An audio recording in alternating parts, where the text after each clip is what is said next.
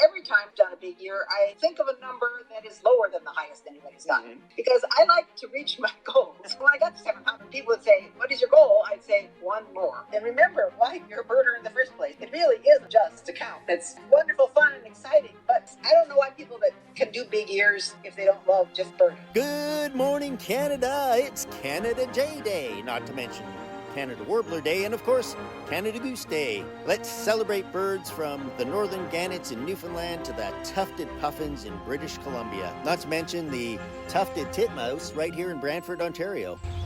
Canada has some amazing birds from coast to coast, and in May, I was traveling the Trans-Canada Highway to the east coast, seeing everything from black guillemots and Barrow's goldeneye to ringneck pheasants and an amazing but short look at an Atlanta yellow-nosed albatross. It was a great trip, but upon returning, well, a series of seemingly mundane decisions led to one of the worst moose encounters of my life. You see, I decided to drive back to Quebec through Maine rather than New Brunswick. I thought it would be fun to see the birds that I could find on the drive through Bangor and up into the Quebec border. As it was getting dark, I could have just found a place to camp, perhaps the nearest Walmart parking lot, but according to my GPS, I was less than an hour from Canada and figured, what the heck, I might as well get back to Canada for the night and sleep in a Canadian Walmart parking lot. Had I just kept going through New Brunswick, it could have been an uneventful night. Had I not sat looking at the GPS for 10 minutes in Stratton, Maine, I'd have passed through that desolate stretch of the Arnold Trail long before the moose decided to cross the road. Every little decision we make, every day, thousands of them seem so innocuous that we almost never think, what if? Well, I can't go back and change history, so at 9:02 p.m. in the Sugarloaf Mountain area of Maine, in the absolute middle of nowhere on a 2-lane highway heading north, my headlights picked up the glint of an eye. It was a moose eye. It was a moose down in the ditch climbing towards the road. Moose are so big that if they're on the road, your headlights won't shine in their eyes and you'll be dead by the time you see it. Seeing the moose was the first piece of luck that night. In addition, around 40 years ago, I took a safe driving course that also included evasive driving and instructions to never hit the moose. You can hit a deer and other small wildlife without causing injury to yourself, but the big takeaway from that course was, as I said, never hit the moose. So in the dead of night and in near total darkness, I was driving below the speed limit with my high beams on while looking far ahead for any signs of deer or moose. At the moment I saw the glint in the eye of the moose, instinct took over and a lesson from 40 years ago took over my body. While turning the wheels to the right, I slammed on the brakes, but alas, perhaps a second too late. As my Ford EcoSport, known for its 5-star crash test rating by the way, came to a screeching stop, the moose had jumped into the road, and for a brief moment that played out in slow motion as I recall it now, the moose's ass end came crashing into the driver's side windshield right before my very eyes. It was like nothing I have ever experienced, and something I wish to never happen again.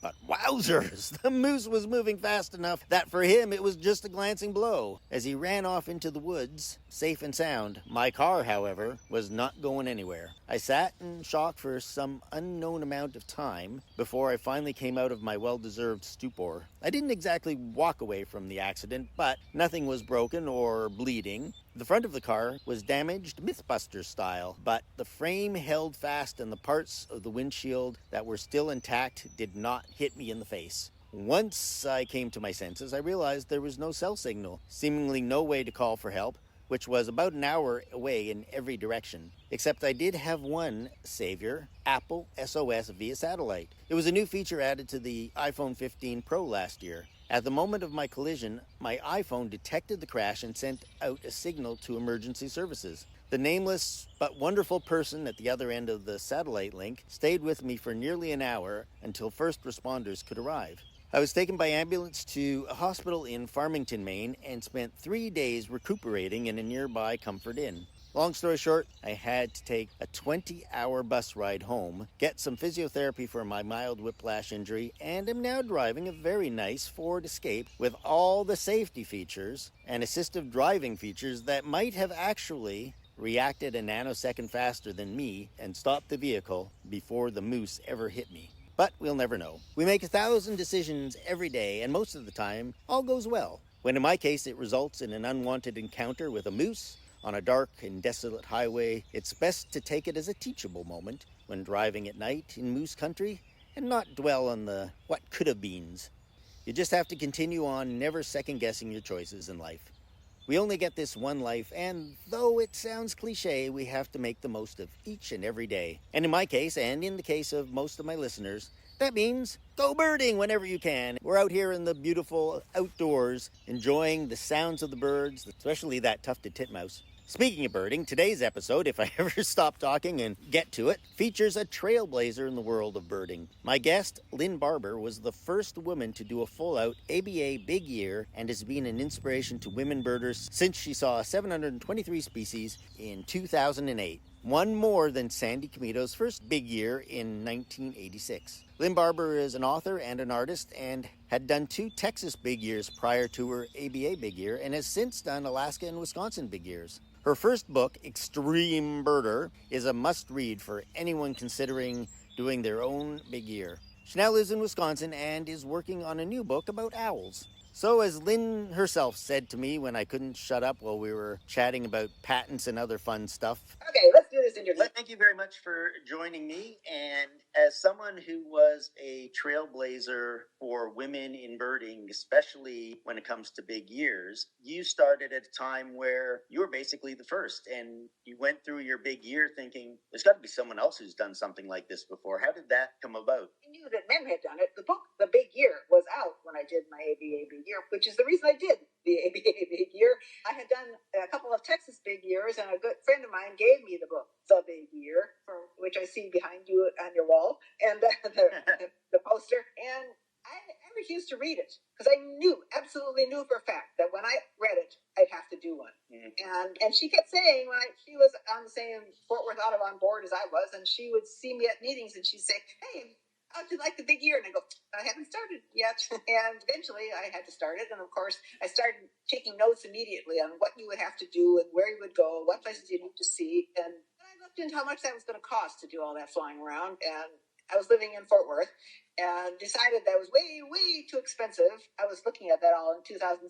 And so I said, no, or 2007. So then I was thinking, in 2000, I started looking it over again and reducing my needs, cutting out certain trips that I thought I don't have to do this one. And then, so in 2008, I went off and did it with my husband's blessing, although I hardly saw him during the year. When I saw the movie in November of 2011, I was not a birder. I had spent 30 years of my career as a photographer and videographer.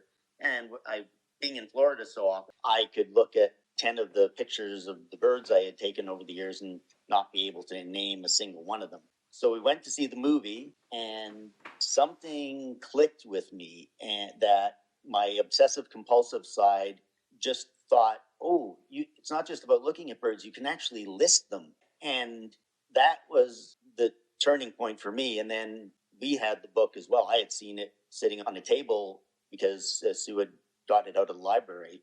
And I thought, I should read that. I started reading it, and then I thought, wonder if it's on audiobooks. So I listened to it every time I got in the car for 4 or 5 days. And now it's like the middle of November of 2012. And my job was such that I could travel. And I thought, I'm going to pretend to do a big year. I'm just going to buy some binoculars and a scope. And while I'm traveling, just start doing that. But I went to California, and one of the guides said, you can't call it a big year unless you go to Arizona and Texas and Alaska. I'm like, I've never birded before, and this is only January 15th.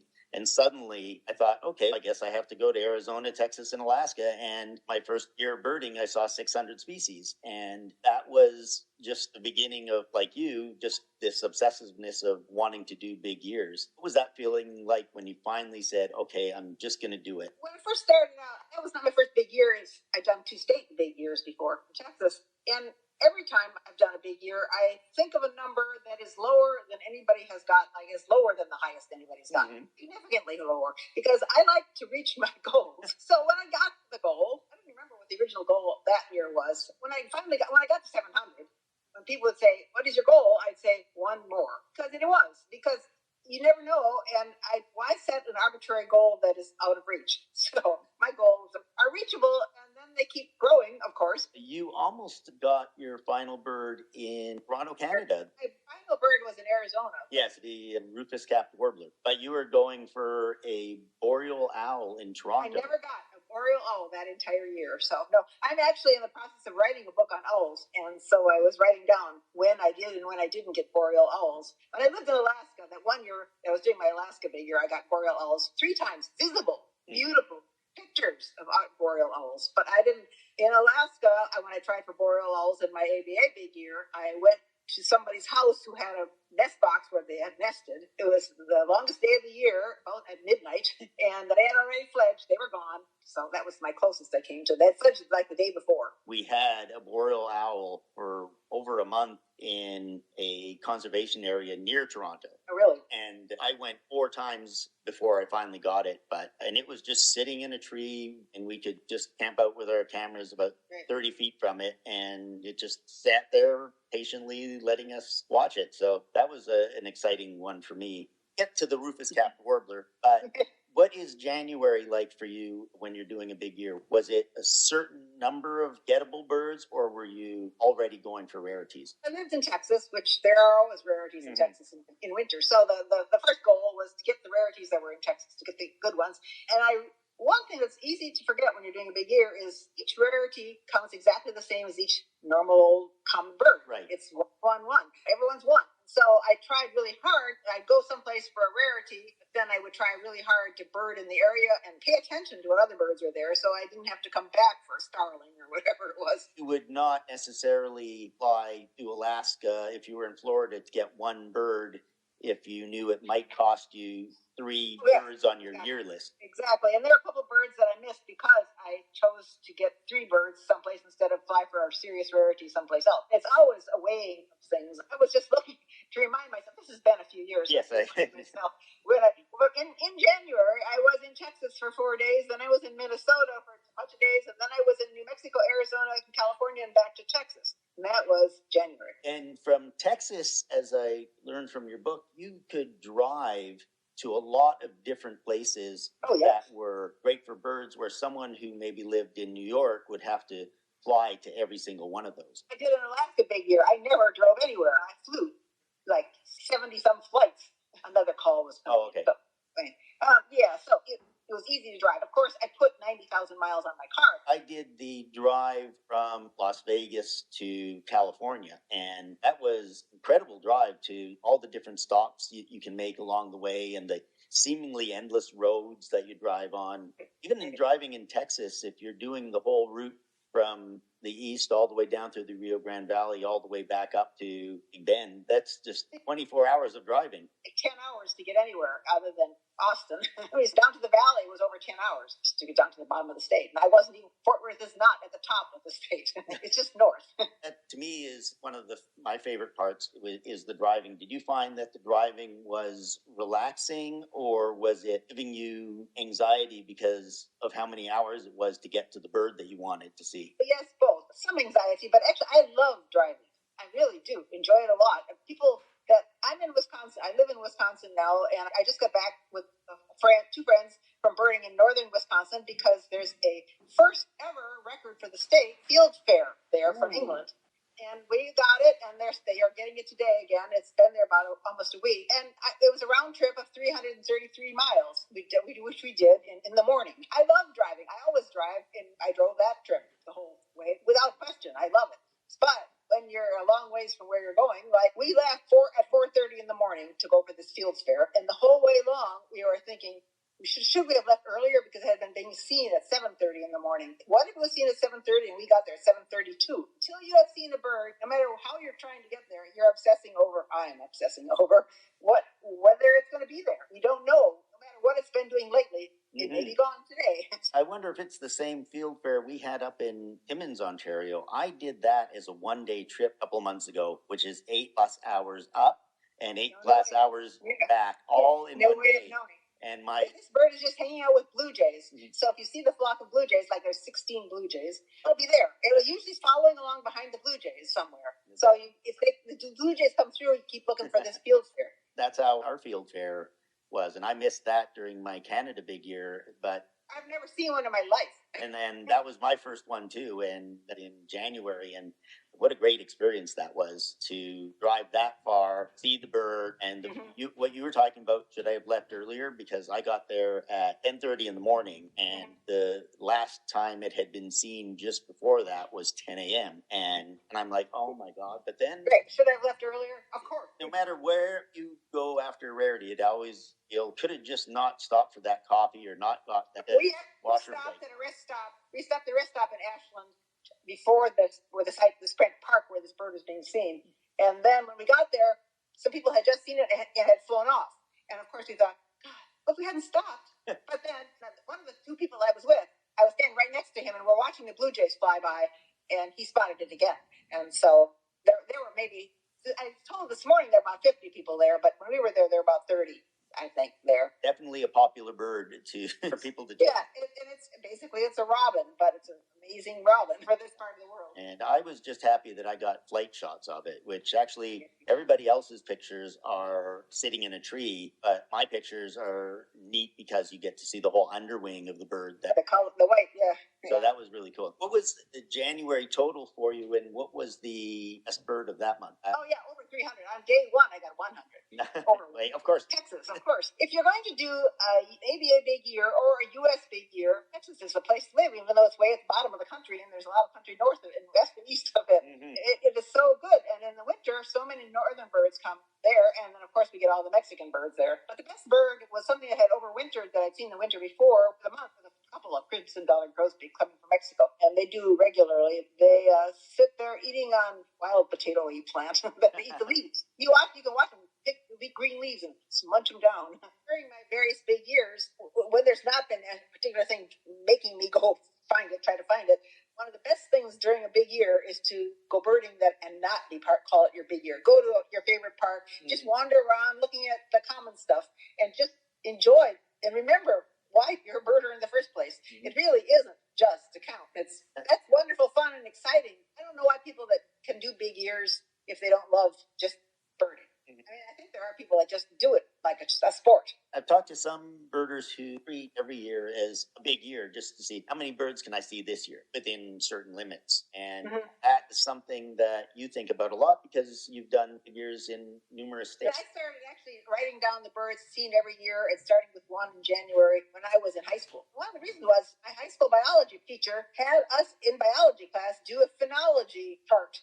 When was the first dandelion and the first everything? That was in Wisconsin here. And of course, I wrote down all that other stuff, but mostly I wanted to see when the birds were. And I kept track of all the birds. That year, the first year I made the year list, they were all Wisconsin birds. I had never left the state. I didn't leave until I was in college. I like to keep a list. To me, it's just curious how many you can get, whether you're trying to make the number bigger. When do you get the robin? When does the robin come? And keep track of it. I should mention, when I did a South Dakota county big year, I had done a state one, and the next year I did a county big year where I lived. And in the middle of the year, I learned that the man that's the editor of Birding Magazine, he wrote an article about why do people start the big years on January 1st. There's nothing magical about January 1st. You can start a big year anytime and go a year. And I was in the middle of that year, and I thought, okay, I'll start one right now. But I kept the other one going. And then ultimately in September, I started a third one. So for a while, I was running 3 county big years in the county I live. Just in the county, because of course, more than that would have gone wild. But that was really strange. Here I am in July, on my second big year, thinking, oh my God, I got a robin finally, which I had a robin months and months earlier for the other one. By comparing and just keeping track of which year was going best. Each new bird for the second big year probably was already on the first big year. But every new bird for the first big year was not on the second one yet. So I had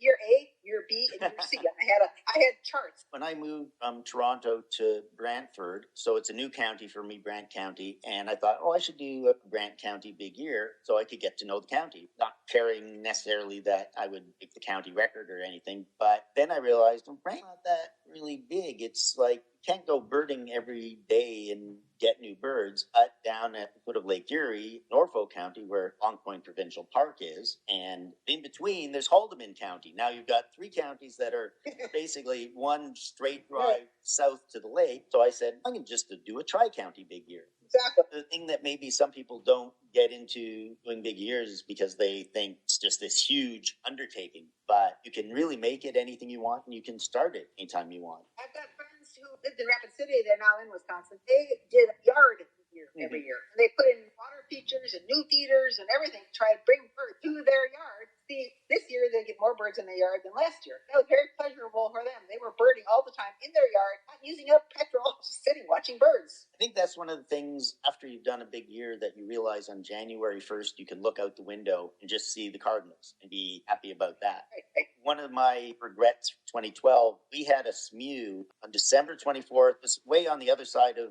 the Greater Toronto area. And I planned to go on January 1st to see it. Last day it was seen was December 31st. And if I had just said I'm going to start my big year, I'll do my big year December 24th to December 23rd, I would have seen it. Yeah. As far as the ABA is concerned, I don't know that they would accept a big year list. It's your own record, really. And in reality, I don't actually care that much about what everybody else has done or is doing. For me, it's my own personal challenge that I just set for myself. If it turns out to be good, in other people's mind, that's wonderful. That's why doing your own backyard big year, clearly you're not competing with anybody else at all, but you're just doing your own thing. I started the last 2 years, this year and last year. My first bird of the year was a great horned owl heard from their bedroom. Because when we moved in, our neighbors said, I told him I was a birder. He said, oh, there's owls back there. And we're in town.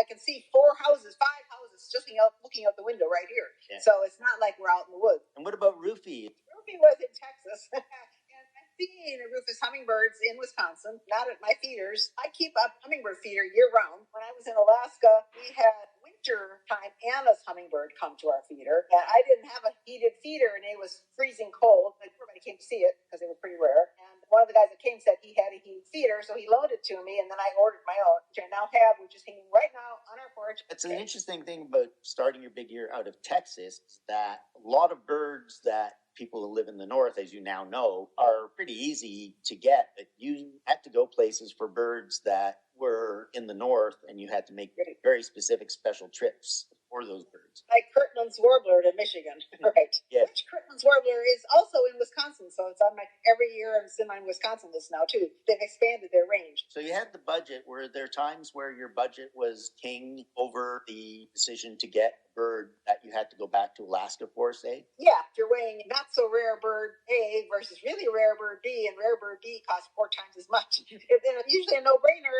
unless super rare bird is something you really want. A lot of it is personal choices on, I want this bird. Not so much that it's rare number XYZ from the ABA record thing, but something that you want, especially if it's something you've never seen before. But you want it for your life list. Or it's an owl, huh? You want it because it's an owl. Would you prioritize a trip to Alaska for a lifer over a trip that was more affordable or quicker to do that was on your life list but not yet on your year list? During my ABA big year, I went to Alaska 4 times, and those were all planned seasonally or the location, not with respect to any particular rarity that appeared that year. I did not go there to chase a single rarity. I went there to chase the particular birds that Alaska has. Basically like we would do island. Yeah. I'm taking a pelagic trip off of California. And were you on some of Debbie Shearwater's pelagic? Oh, yeah. A couple of them got canceled. One of the trips that was canceled because of weather, so I took my little rental car and went inland just to bird someplace, came over the California mountains and hit a rock in the road. Ooh. And took on a tire in the pitch black early morning, and there was nothing around. It was absolutely black. Because it was really early, because I was planning to spend a big day over there, and I needed to get there. And I got out of the car to see how bad it was. I heard the air go out of the tire completely. The tire rim is sitting on the ground. And off to the side, there was this building. I went over, and it was a little country store type thing, and I went over to see what hours it had, hoping there'd be somebody there. And German Shepherd came wagging his tail over to me. He was a friendly one, and I patted his head. Apparently his owner, who lived in the little house I hadn't even seen next to the little store, came out, and he was friendly beyond belief. He jacked up my car, changed the tire, and told me where to go, get a new one on there. And it was still time before anything was open, so I found 3 birds for my year, and went into Taft and found this little shop. This guy comes out and he says, I don't know if I have a tire that size. Hold on. And he went back into the back and rolled out this sad-looking but okay tire, put it on, hammered out the rim, put the tire on, and charged me $26, the whole thing. And that was it. And it was such a relief. And then I just drove back, but that was a trip that I didn't go on with Debbie Shearwater. I went on a total of 10 pelagic trips that year. That is one of the things I have learned over the years is that breaking records in high numbers really happen on the water. A lot of good things on the water, yeah. In northern BC, there's a place called Haida, and you go there for seabirds you would have to go to Alaska for. That's the one trip I didn't make, and that cost me 5 birds for sure. It's those things that make you want to go back and do further trips down the road when it's not a big year. Right, just see the areas that you missed, yeah. You're talking about getting to a certain number and just one more bird. And I was thinking you can't get 500 birds in Canada, but someone did see 400 and something. So maybe I can see 400. Mm-hmm. I got to 400 and people are saying, so are you going to go for the record? You're going to go for the record? And then once I got to 450, I had to take every single trip I could get to 458. That made the last part of the year extremely fun, extremely exciting. Occasionally during some of the driving, extremely scary. Aside from your flat tire where there's some scary moments on the road. I never encountered people that I was worried about. You never know. I've been very lucky. I get birding talks. Women usually come up to me and say, were you afraid? Not really. Partly because I am very good about, I don't know what the phrase Pollyanna, but a person who basically thinks things are going to turn out right. Those thoughts cross my mind, but they don't stop me. It occurs to me when I see somebody that looks like, I don't know, and it occurs to me this person could be a problem, but I don't obsess about it. I just try to make it right, leave or whatever. In my conversation with Tiffany Kirsten, she was talking about the challenges for women birders, especially traveling on their own. When you are out on your own, is there a certain mindset to make sure that you don't look like a victim? And I don't know. This is not a big year thing. When I lived in North Carolina and I went birding on a lake early one morning, there was a promontory. I went out into one of the lakes near Chapel Hill, North Carolina. It was early one morning. I parked my car. There were no other cars around. I walked this long trail. I come out of an opening and into another wooded area, and there are 8 big burly guys and their motorcycles sitting around talking. And the trail I'm on goes right through their center. I'm carrying my tripod and my scope over my shoulder because I'm going to look out over the lake. And I'm thinking, now, okay, so how do I handle this? Do I turn around and run like mad? So I thought, okay, I'll just pretend I don't even know they're there. And I just walked right through them, just strolled through them, went out to the promontory. Of course, I was too rattled by things. I didn't actually look at birds at all. I just hung out there for a while, and then I turned around and I walked back through them, and all was fine. But it could have been horrible. It just that I was out there. They had been bad people, which I doubt they were. I wouldn't be talking to you now. I guess I tend to assume all will be well, but I need to not acknowledge that there's a problem. And I think that gives you an air of confidence when you just walk through and don't even act as though it happened. I could have been early and giggly or looking or something. Basically, they ignored me, I ignored them, all was well. But that is an important lesson for young women who are getting into birding, is there's a certain way to walk, certain confidence. Don't look over your shoulder and act like you're scared. And don't ever dress in a way that causes more noticing than you want. Tiffany Kirsten talks about that a lot as well. And I think that's important for whether it's young women or even young people who are starting out birding for the first time, is that you do have to act like you belong wherever you are. And that gives you that air of not being a victim. But you have to be aware and try to minimize the danger. How many places did you travel by yourself that your husband was saying, you're sure you want to go there? I'm sure he worries, but he's good about not mentioning it. Thank God I'm not married to a person that is overly fussy and protective. I try not to go places that are expected to be a problem. I went to Miami. I hired a guy, because I didn't know where to bird in Miami, who took me around to see the various parrots that are sitting everywhere in Miami. Larry Manfredi. Yes, indeed. I don't know if this is true for everyone, but it seems to me that everyone doing a big year in North America has to spend at least one day in Larry Manfredi's backyard. Yeah, I was there. I was there. I think he actually didn't have anything rare there, but he had something new for my year. That year, there had been seen some flamingos out in the water, and so he and his son and I towed his motorboat down to the water, and we all got into the motorboat, and out we went, and found the flamingos. That's the easy way to see them. I walked the Snakebite Trail, and I continually was spraying myself all the way down. Got to the platform, and I was thinking there was going to be a flamingo just right there, right at the end of the platform. I was going to see it, take a picture, and leave, and had to get my scope out, and I saw this little pink blob, the furthest range of my scope, and then it just got up and it flew right by my scope, and I could just see it. We had 4 flamingos in Wisconsin last year. They were down by Milwaukee area, and Wisconsin has this Jaeger Fest up in Superior area, North Carolina, every September, and we're all, it's my first one to go to, and we're all at Jaeger Fest, and the word starts spreading that there are flamingos down in Milwaukee, 6.5 hours away. Everyone went. They did, except all my stuff was in my motel, and by the time I would have gone back to the motel, I knew it would be dark, because we're only finding this out in the middle of the day. So I didn't go then. The flamingos disappeared. Some people that went then missed them. They were already gone. And then some number of days later, they appeared at a lake in the middle of the state, and I went down and got them. But the view I had was your view of through the scope, little dots, 5 little dots.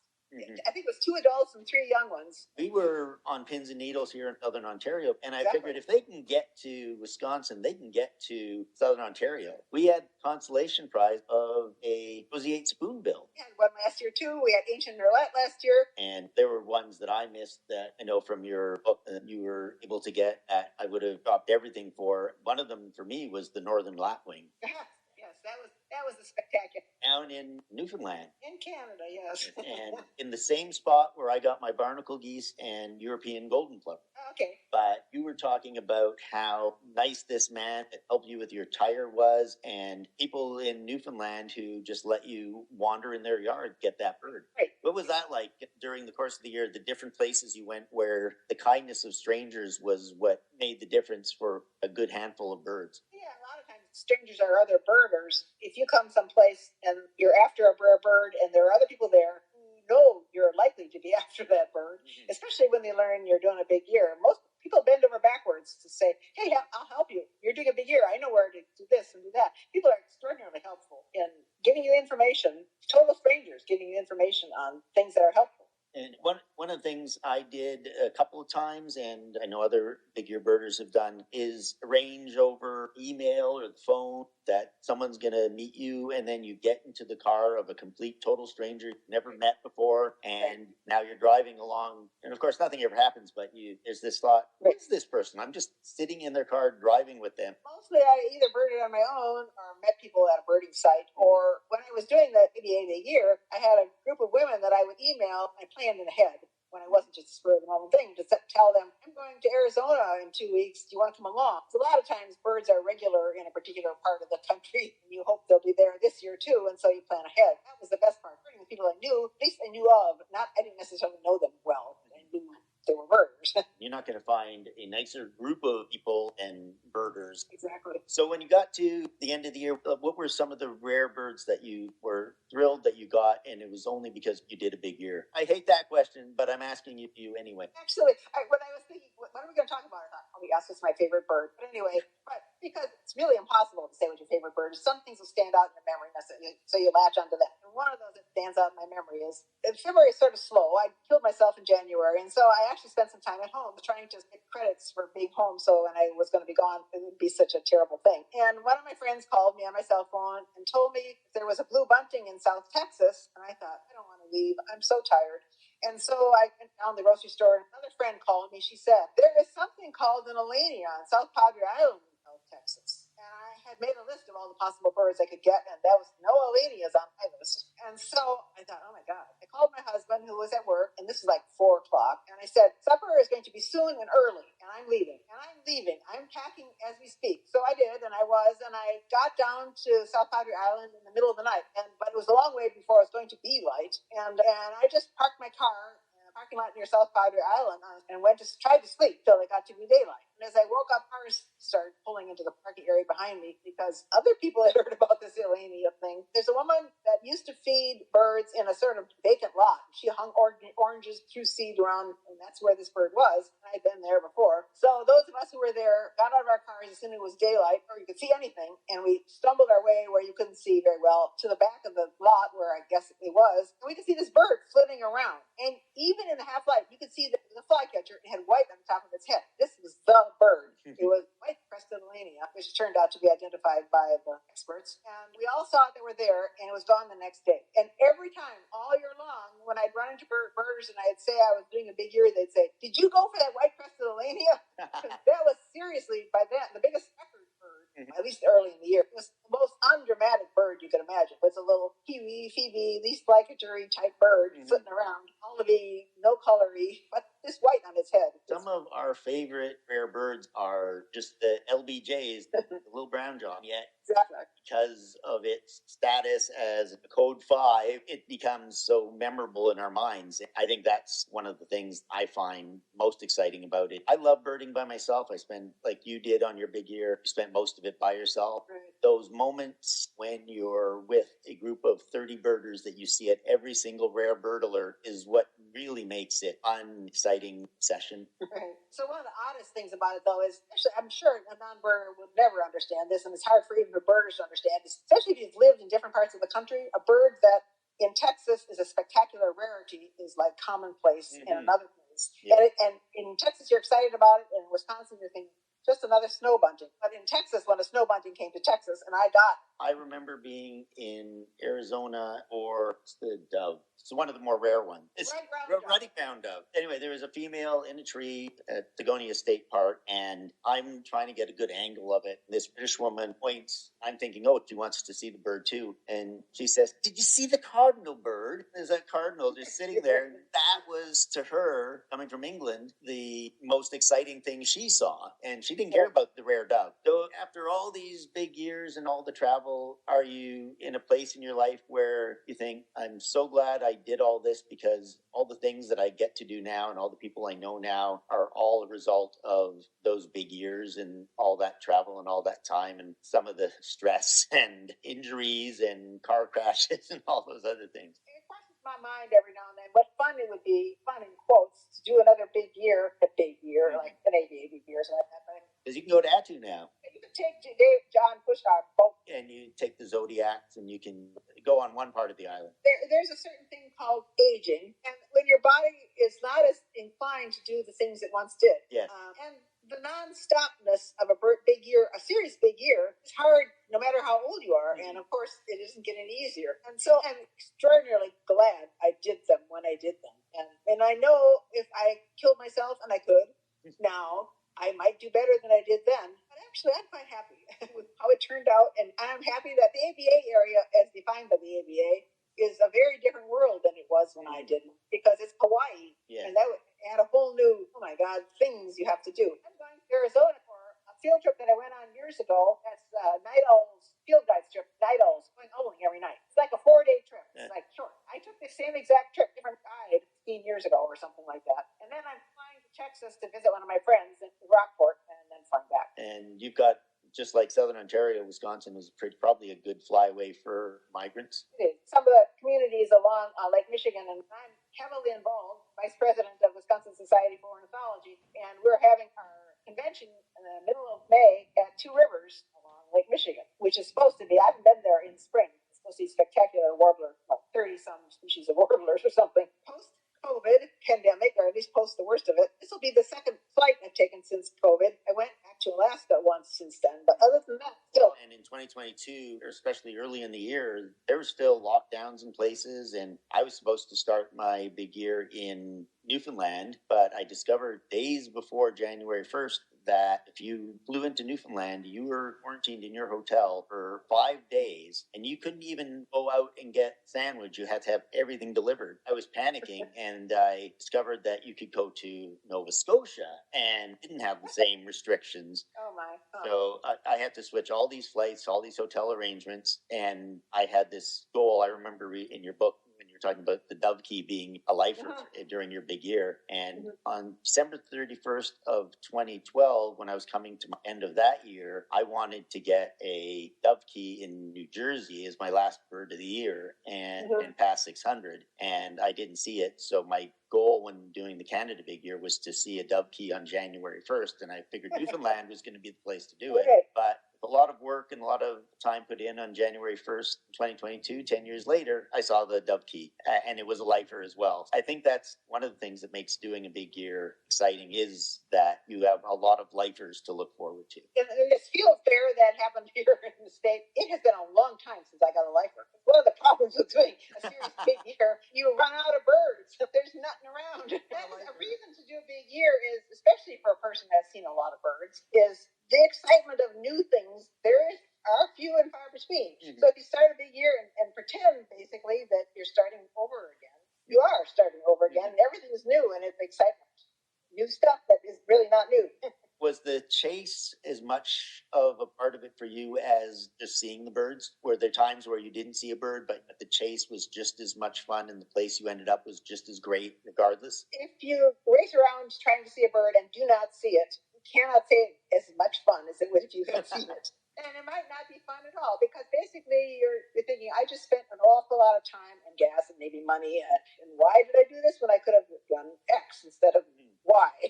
The chase is fun to a point, not if you never see the bird. There's always those misses, and there's also birds that you choose not to go for one reason or the other.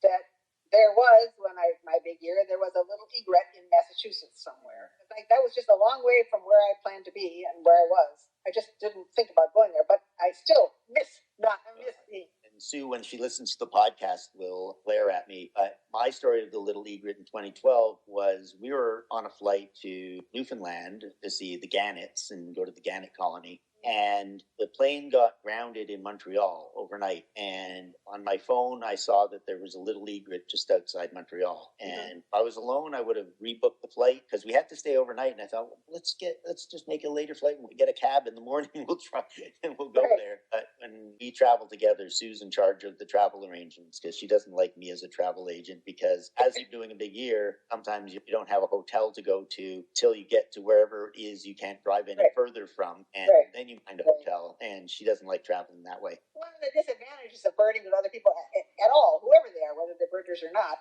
is you have to pay attention to their needs unless you're really obnoxious. I am. But sometimes I am. But really, if you're on your own, then you live by the consequences of your own choices. You make your own choices. But at least you did what you did for yourself and don't have to blame anyone if you don't see the bird. Exactly. It's on you. For example, the field fair, I went with these other two people. We saw it. I keep thinking, I should have stayed longer and got better pictures. we were really all ready to leave, except maybe we weren't all, but we all, okay, I guess we got to leave now. That's what we did. Sometimes we have the 5 more minutes rule. Okay, I know we have to leave, but just 5 minutes. I'll set my watch to 5 minutes and then we'll go. Give it another chance to come back or to comment on it. Sue sometimes will give me the 5 minutes. Thank you so much. This was a hoot, and it was, I think, even more fun than the last time because I had your book more recently in my head because I now have the audiobook version. I need to tell you one more thing and put in a plug for in 2025 sometime my owl book will be out. And the reason that all came into being, it's being published by Texas A&M Press, but it was going to be published by somebody else who was listening to my audiobook and asked me did I want to write a book. It didn't work out. Then I submitted what I had submitted to them to Texas A&M, and they had said yes. So I am right now, as we speak, writing on it and illustrating. It'll be illustrated by paintings, no more than 50 paintings of owls, and I've got about 42 done. Oh, wow. And it's going to the press. It has to be done by June. I just can't wait for that, because one of the things, if I had to just pick one bird to travel the world to see, especially after a trip to Costa Rica and Panama, I want to see all the owls. I know. But that's one of the reasons I decided to go back to Southeast Arizona and do another owl trip. I've seen them all, but I've actually seen them all not very well. So I just want to try again for some of the southeastern ones. That's exciting. I will very much look forward to it. Yes. Take care. Bye-bye. Bye.